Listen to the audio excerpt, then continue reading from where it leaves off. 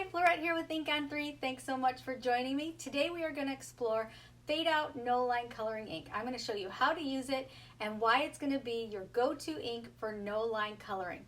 Be sure to hit the subscribe button for more great content. Let's get started and get your ink on.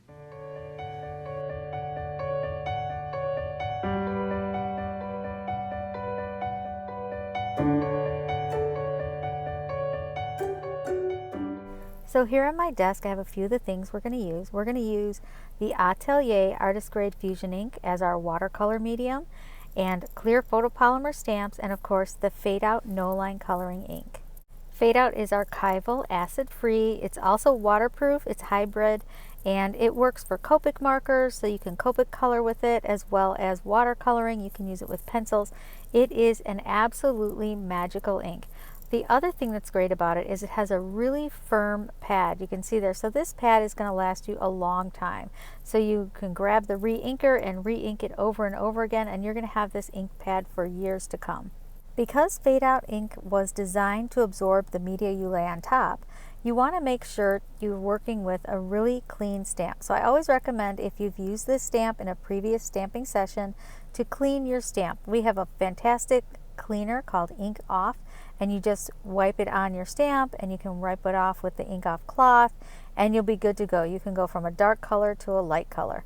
But because, like I said, this ink is designed to absorb colors, and it also is a very light ink, if you want to have the true color of the ink and the performance, you want to make sure your stamp is very clean before you get going. So I've already positioned my stamp in my MISTI stamping positioner.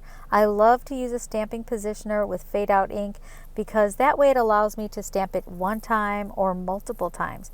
The really fantastic thing is, even if you stamp it multiple times, the ink is going to perform the same way. So depending on your light source or your eyes, if you want the ink to be lighter or darker, it just depends on how many times you stamp it. You can stamp it once, you can stamp it 5 times. I stamped it twice here so that you could see it better on camera. So I'm using the watercolor re-inker from the Atelier line. The re-inker is actually a watercolor as well. So it was designed to use to watercolor as well as re-ink your stamp pad.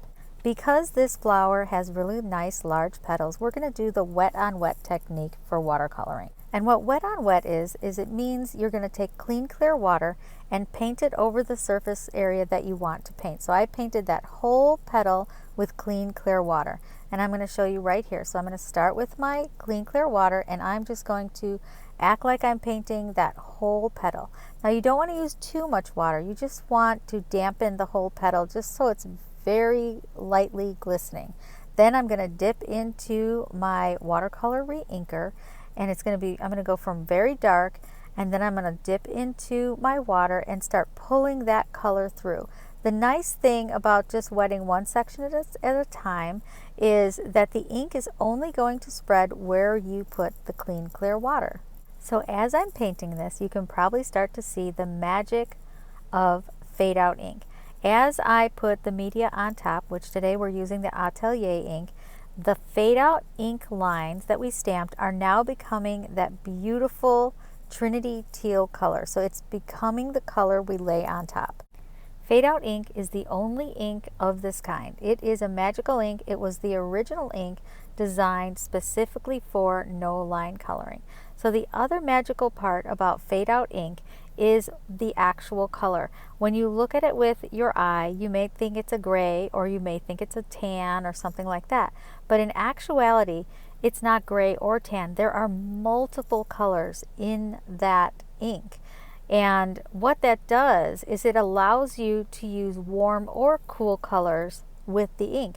Many times when people no line colored in the past, they would have to choose one ink or the other. So they'd have to choose an ink that worked for warm colors, and they had to have an ink for cool colors.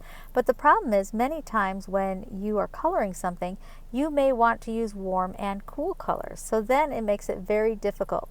So Fadeout makes the process so much easier for anybody to try.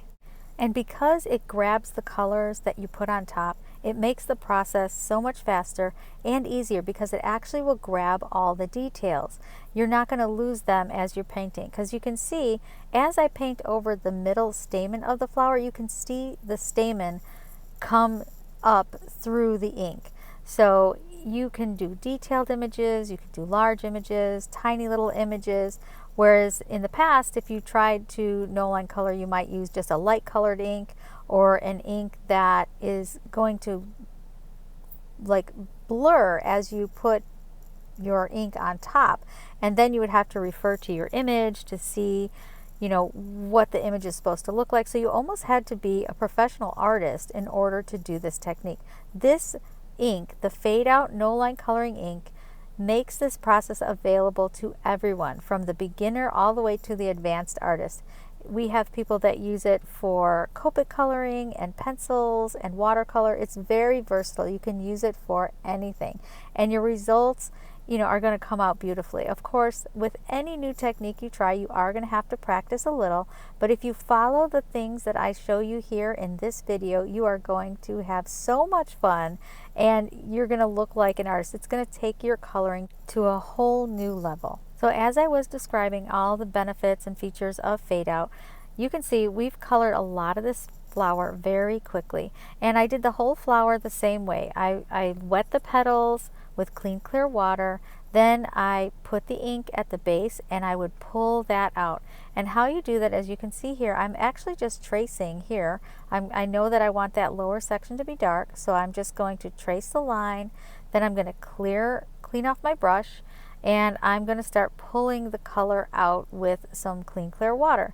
And then sometimes you can, if you feel like you've pulled a lot of the color out with the water, you can just add a little more on top. But this is actually going to be our first layer.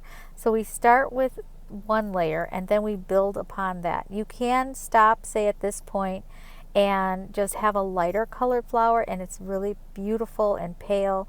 And the other really cool thing about Atelier ink is it gives you a lot of working time. So if you wind up with water spots or anything like that, you can always go back with some water and blend that out. So once we have our first layer and it's pretty dry, it doesn't have to be completely dry, but you don't want it soaking wet or else you're not going to be able to build the colors up the way you'd like to.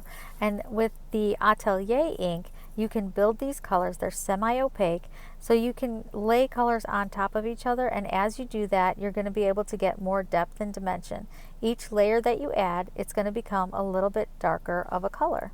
So again, I'm just tracing, I'm putting the ink where I want to have my deepest tones or my shadows, and I'm just laying it down full strength, and then I'm pulling it out with my paintbrush, and then I will dip into my clean clear water and start to pull the color out so I get that gradation.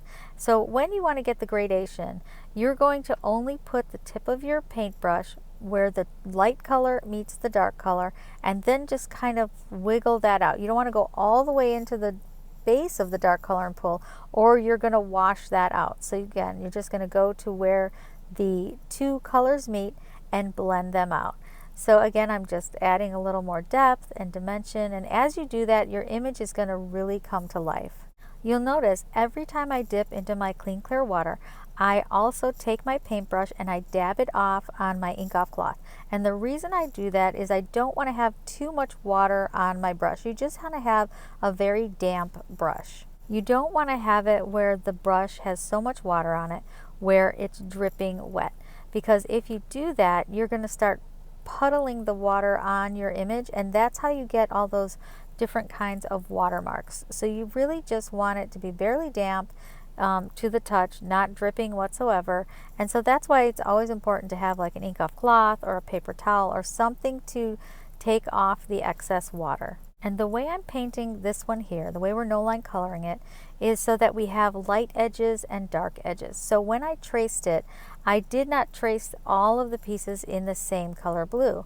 I would add the darker color in, say, the base or where I want the shadows, then I dip into the clean clear water and pull it through. As I pull it, the color will get lighter and lighter, and then I can drag that over the lines that I want to be a lighter blue in color.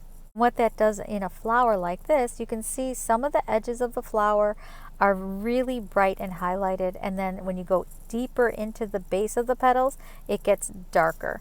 And that just is going to add a lot of dimension to your work. The other thing you'll notice is always leave some white space in the middle of the petals.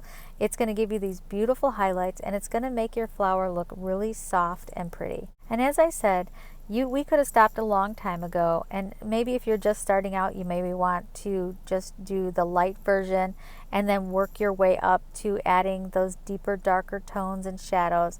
But as you practice, it's going to get easier and easier, and you're going to get the feel of the ink, and you're going to see how I pulled that darker through the line, and then I got the clear water, pulled it through, so the edges of the petal have that beautiful light blue. So all the lines from the fade out ink are now either a dark blue or a very, very pale blue.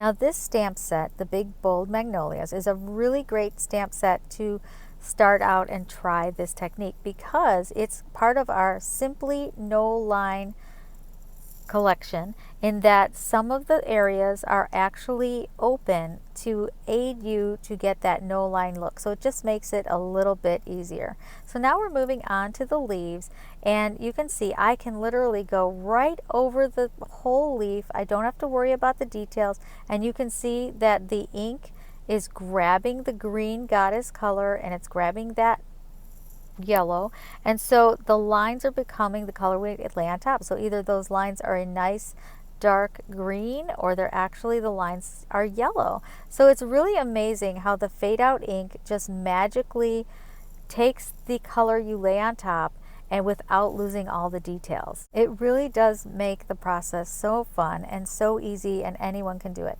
The other thing you'll notice is for the leaves, I wanted kind of a lighter color, so I'm actually dipping straight into the ink pads. So with the Atelier ink, you can do this. You can dip right into the ink pads and use them as your paint. It's really convenient and really easy.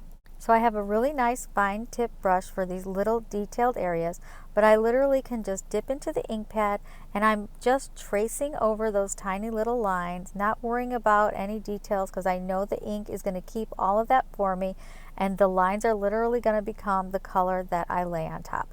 So now I'm going to grab a little Trinity Teal and paint our darker shadow at the base. Then I'm going to get some clean clear water and pull that out, and you can see, look at that beautiful little bud. So easy to do. And this is again our first layer, so I'm adding the dark, then I'm pulling it out with clean clear water, so I get that beautiful gradation of color. So I don't have to wait long for this. I'm just going to add a little bit of a darker shadow in there. You could have stopped before that, but I wanted to get a little more detail. I always like to have a lot of dimension, and so as long as you put darks and lights, you're going to get that dimension. You don't have to really worry about which direction the light is coming through from. It doesn't really have to be realistic. As long as you have darks and lights, it's going to look beautiful. And here I want to stamp the center flower stamen, and that's the other thing that's fantastic about the Simply No line that we have, is I didn't have to worry about painting in or the stamen. I can actually grab the stamen and lay it on my flower, and then I'm just going to ink it up with some blackout detail ink, because I want it to be really black and pretty. I'm just going to stamp it on, and also the Misty is helpful for that as well. But look at that, how beautiful. And we actually painted that big large flower in really 10 minutes, and this is amazing to be able to do something like that so quickly. Well, I really love how this turned out, but I always love to add a little bling, so I'm just taking a little liquid pixie dust and painting it over the flower. So I hope you'll give this a try. It's really easy and really fun.